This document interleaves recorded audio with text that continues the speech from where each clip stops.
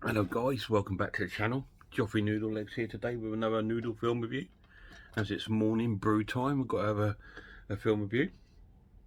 I'm off work for a couple of days at the moment, so I'm trying to catch up with a few movies. So you might get influxed by a few movie reviews. Today I'm going to do something I've not done for a while, and that is review a slasher film. I've been reviewing quite a few different films lately, but this one's a slasher one. I did a couple yesterday, films, The Ritual and The House that Jack Built, but unfortunately guys, both of them have been blocked by YouTube. I don't understand why they blocked these, because it's like, I'm not making no money off these films or anything. I'm not trying to make money off them. I'm just reviewing them, and if anything, it sort of advertises the film, so it's crazy, right? Anyway, today we're looking at a 1980s classic, and we're looking at My Bloody Valentine. As it's December, I thought, as it's February even, I thought we would look at this. Oh mate, I'm such a donut, I really am. So I thought I'd give this a little look. So a little synopsis of the film. We start off with the miners sort of coming out of the mine.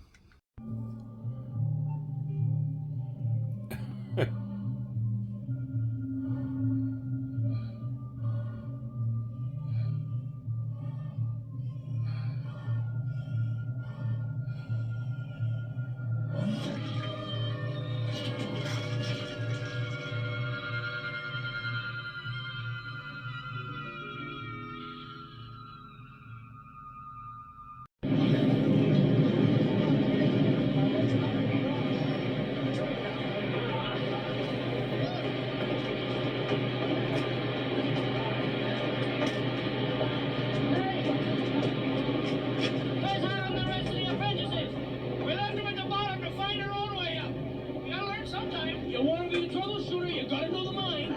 Don't clear down that. Yeah, we won't need these anymore. But I wouldn't go lighting any matches.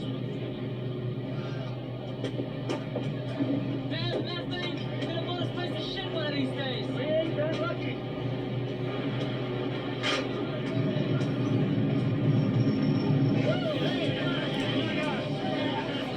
Yeah, so this is based in a little mining town called Valentine's Buff or something like that, and they're working down in the mine.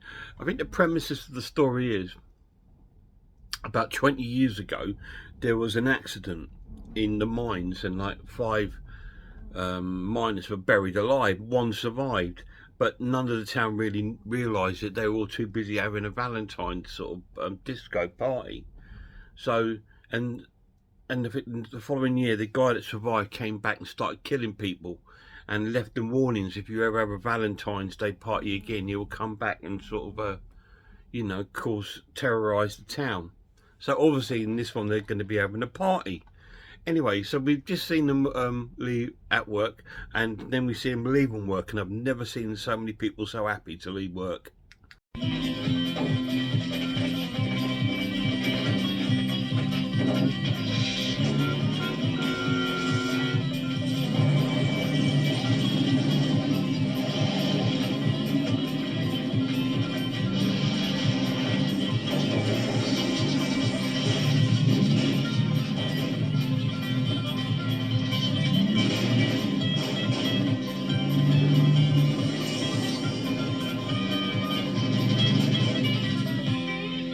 Yeah, they're absolutely steaming it. I don't blame them, because work can be a bit like that.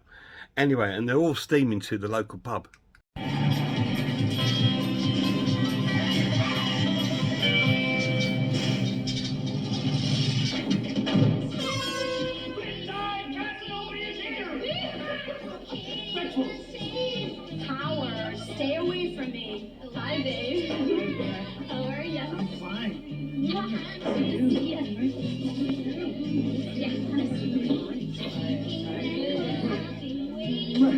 Jesus.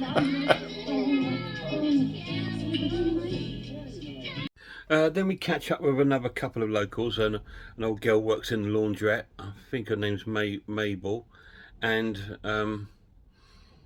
the old boy. I don't know if he's the mayor or something to do that with the town, but they're having a chat about the party. One hell of a job. Well, after all, the first Valentine's dance in 20 years has to be something special. Of course you're right, Mabel, but I think we'd all be better off if you'd laid down the fact that it's the first Valentine's dance in 20 years. If you know what I mean.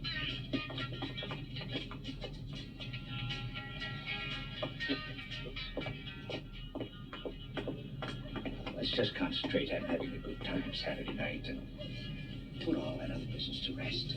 My thoughts exactly, Mayor.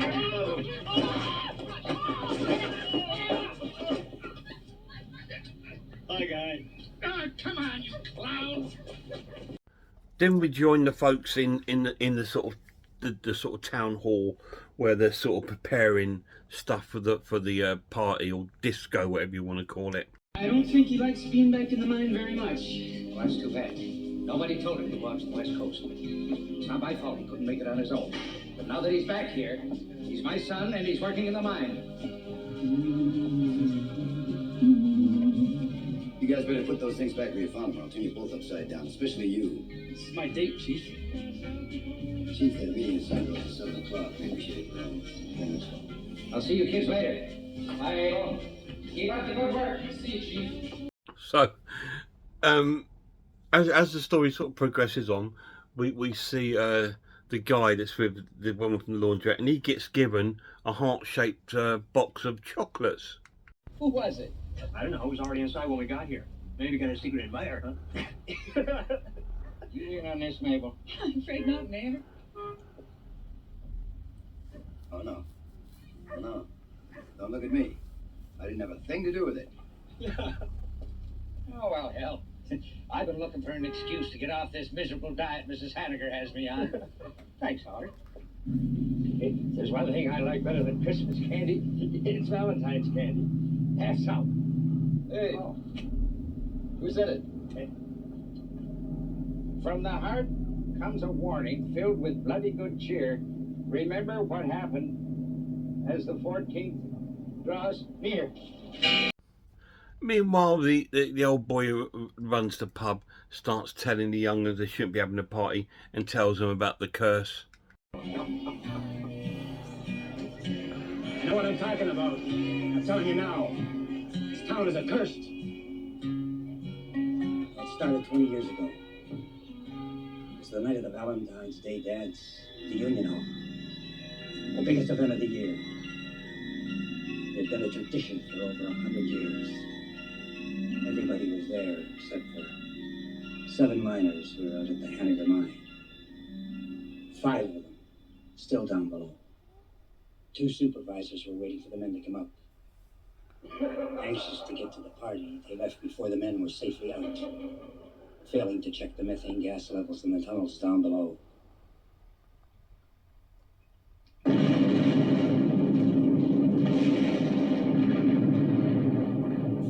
And like I said, he tells them about the 5 guys being buried, and then they actually finding one of them still alive. One was found.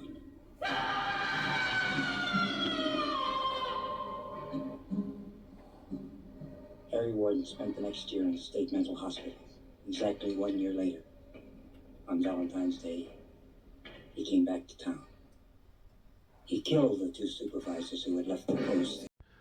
But after he's told his story, of course, the local kids still not interested.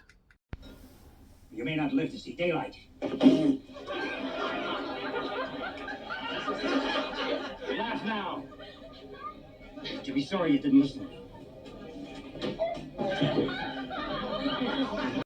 We'll then join, like, I think it's the mayor and the police officer back at the sort of hospital or morgue area, because, like I said, when he had that heart-shaped box of chocolates, he had a gory sort of finding there of a heart, and the guy working at the morgue says, yeah, it's a human heart. Yes, all right. Thank you very much. Call the morning.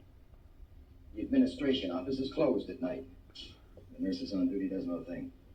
She's got to know whether he's there or not. I just hope this is some kind of joke, and the kids are just trying to scare the hell out of us. If it is a joke. I want every one of those kids strung up, starting with that damn Howard Landers. Well, it's a human heart, all right. A young woman, about 30 years old. We then cut a bit later on and we see Mabel back at the laundrette doing her stuff and someone watching her from the outside.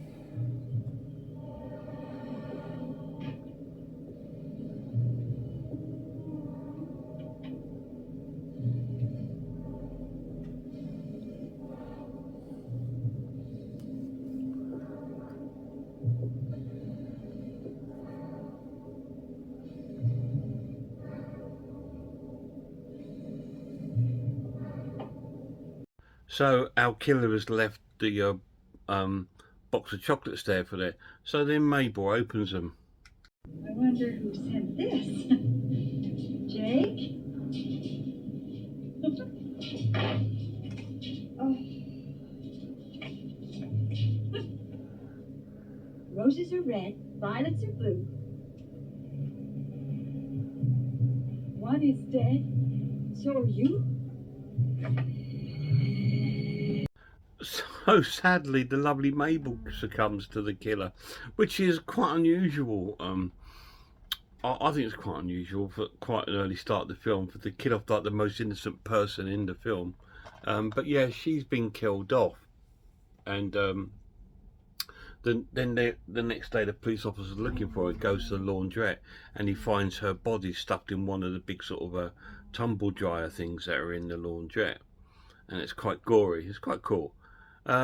So who's doing this? Is this the guy back from the past? Has he come 20 years on now to come and kill the town folk off because they're holding a party? Or is it someone completely different? You need to watch it and find out. It's a typical sort of 80s slasher film. The premise is a little bit different because it's set in like a mining town. So it's quite unusual for that, but there again it's not, because the fog was like in a sort of fish sort of like port sort of thing, so it's kind of like that, but in this mining town, and there's a killer about, and he's dressed up as a miner, as you saw at the beginning. So what do I think of it? I think it's great fun. It's a really cool slasher film. Not one of the best, but it's still really cool. It's definitely a classic from the 80s. And if you're into your slasher films, you need this in your collection. Sadly, this is the DVD version. In the UK, we're still yet to receive a Blu-ray version of the film. And I'm not sure if this has been cut. I think it's slightly cut. So I think there's just some bits cut out of it, because I remember seeing it on VHS years ago, and I remember it being a bit more sort of a little bit more gory than what it was. So there's still a good bit in there, but not too bad.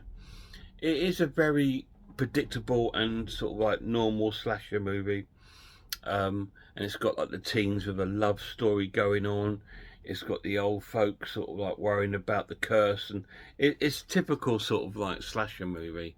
And you know, it's really cool, and you just know when you see someone going somewhere on their own, they're going to end up getting it. So it's quite cool, and it's sort of like the final act is based inside the mine, which gives it a little bit of a claustrophobic sort of feel, but it's quite cool. The pluses of the film: the transfer of the DVD is good. It's a really cool, still good to watch. It's not a lot different than a Shameless sort of Blu-ray quality. It's quite cool. So it's still got some of the original grain in there. The sound quality is good. It's still not brilliant, but that's the one thing that I always like when they we get the upgrades, you tend to get better sound quality. As long as it's kept the original source, I do like the sound quality to be improved. But it's good. The characters are quite cool. There's some funny characters in there, you know, and the love triangle is a bit obvious, but there you go. I quite like the premises, the story. I like the killer. The killer's quite cool. They could have made a second one. They could have made a My Bloody Valentine 2. We didn't get one, I don't believe. But yeah, really cool. Negatives of the film, it just lacks a little sort of like originality, and it lacks a little bit of gore. But apart from that, it's a great little watch. So I'm going to score this an excellent watch and give it an 8 out of 10. I think that's a fair score for My Bloody Valentine. This is the 1980s. This did receive a remake, which to be honest was quite good. Quite enjoyed it. It came out on 3D. I do have the 3D version and I have the 2D version, and so yeah, they're quite good. I might look at those some point in the future and put a review up on that so you can sort of compare them. But there we go, My Bloody Valentine, 8 out of 10. Have any of you guys seen it? If you have, let me know down below what you thought of it. I quite enjoyed it. It was good to revisit that old movie. Not seen it for many years. I picked that up a week or so ago from Amazon for about £4. So a slasher movie for £4, a classic one. You know, it's definitely worth it. There's some really poor ones out there. So to get a sort of classic ones, because when people talk about 80s slashers, you always get Friday the 13th. You get the Halloween movies. You get My Bloody Valentine. It's always in there as one of the sort of classics, and it is cool. It's definitely worth watching. You know, it is off the back of the other sort of ones that came out, but that's what the 80s did. It sort of like rinsed every sort of like thing that was popular. Like with the sci-fi, horror sci-fi, we got loads of sci-fi, alien sort of rip-offs, you know, in the 80s. It's just what it is, and some of them are really good, some are poor. Fortunately, that one's good, and it's definitely worth checking out. Check out some horror channels, guys, till my next video. Check out Horror Hands, Horror Geek, The Man v Film, RS Designs. Check out Pizzlewell, I Am the Ice Lord, and of course check out Sarah of Horror. Until next time, look after yourselves, look after one another, and I really hope I'll see you all soon.